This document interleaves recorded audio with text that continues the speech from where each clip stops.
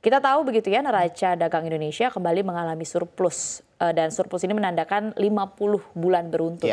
Begitu. Namun kalau kita bandingkan secara bulanan, surplus ini terus menyusut. Kira-kira bagaimana dunia usaha dalam negeri melihat data ini? Apakah memang ini masih dianggap kabar baik karena masih surplus atau sebenarnya sudah muncul kekhawatiran?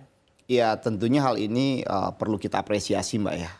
Selama 50 bulan kita konsisten untuk mencapai surplus, walaupun kalau kita juga harus sangat berhati-hati karena kelihatannya surplusnya sudah mulai tergerus ya, karena itu juga banyak dalam konteks pelambatan ekonomi global. Kalau kita tadi lihat di pengantar juga memang ada defisit ya kita di beberapa negara mitra kita, khususnya mungkin dengan China. Nah ini yang perlu kita kita antisipasi, dan yang memang yang harus kita juga perlu fokus itu defisit kita terkait neraca dalam konteks produk migas kita ya. Jadi impor migas kita cukup tinggi ya, karena memang kita impor LPG juga sangat besar, dan kalau kita lihat juga tidak begitu mengembirakan lifting migas kita ya. Jadi memang terkait penggunaan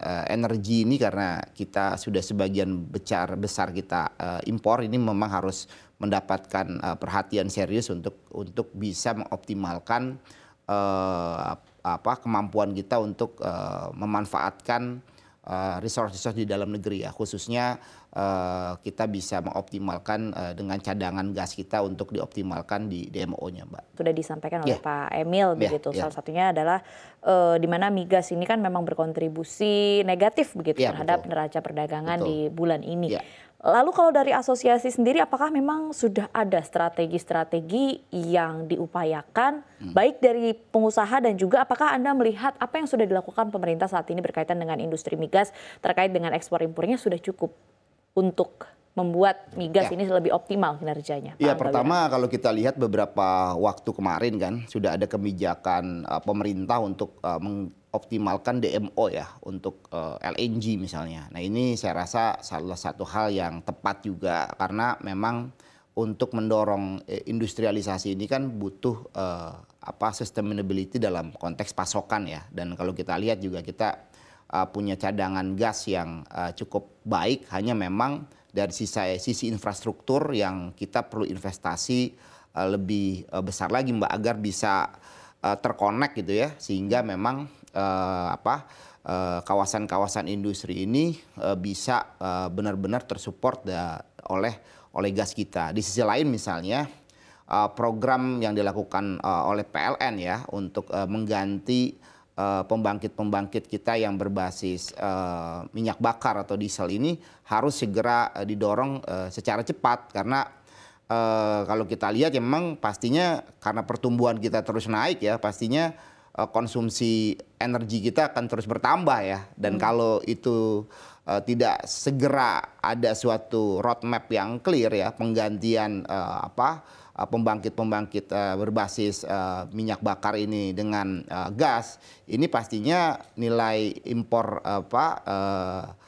energi kita akan terus naik ya, khususnya tadi minyak kita, karena kebutuhan kita sekarang around 1,6 juta barrel per day, sedangkan lifting kita hanya di 600 ribuan ya. Jadi kan jomplang sekali gitu. Jadi memang harus ada strategi khusus ya. Di sisi lain ya di hulu migasnya harus benar-benar bisa lebih agresif lagi gitu untuk bisa menemukan cadangan-cadangan baru dan segera dieksplorasi ya.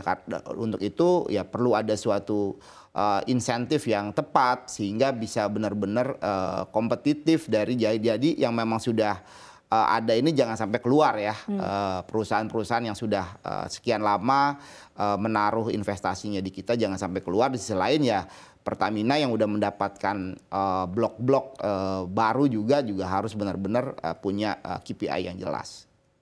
Oke, baik. Lalu satu lagi yang patut dicermati begitu dari data ekspor Juni yang merosot adalah berkaitan dengan biji logam, emas dan juga nikel. Nah, kalau Anda melihat sebenarnya kalau dari komoditas-komoditas ini apa sentimen utama? Apakah memang utamanya karena melambatnya ekonomi atau masih belum pulihnya ekonomi negara-negara mitra dagang kita? Ya, Kalau salah satunya China. memang yang utama ekspor kita itu kan ke China ya. Kalau kita lihat juga pertumbuhan di ekonomi di China kan sudah melambat ya. Itu pastinya menjadi faktor utama kenapa ekspor kita merosot gitu ya. Di sisi lain memang mungkin ada faktor harga karena ya hukum permintaan ya, demand-nya turun, supply-nya stuck, pastinya harganya juga akan merosot. Jadi mau nggak mau yang harus kita lakukan ya fokus untuk membangun industri domestik, Mbak ya. Jadi kalau kita bisa membangun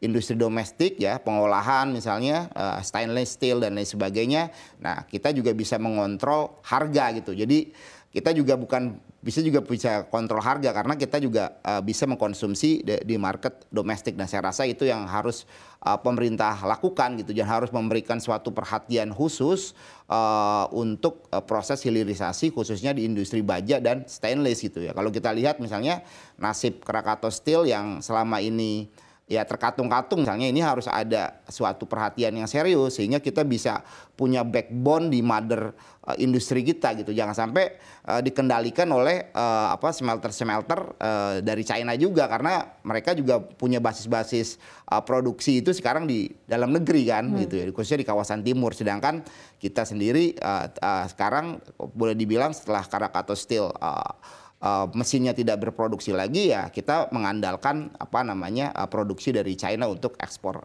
bahan jadinya gitu.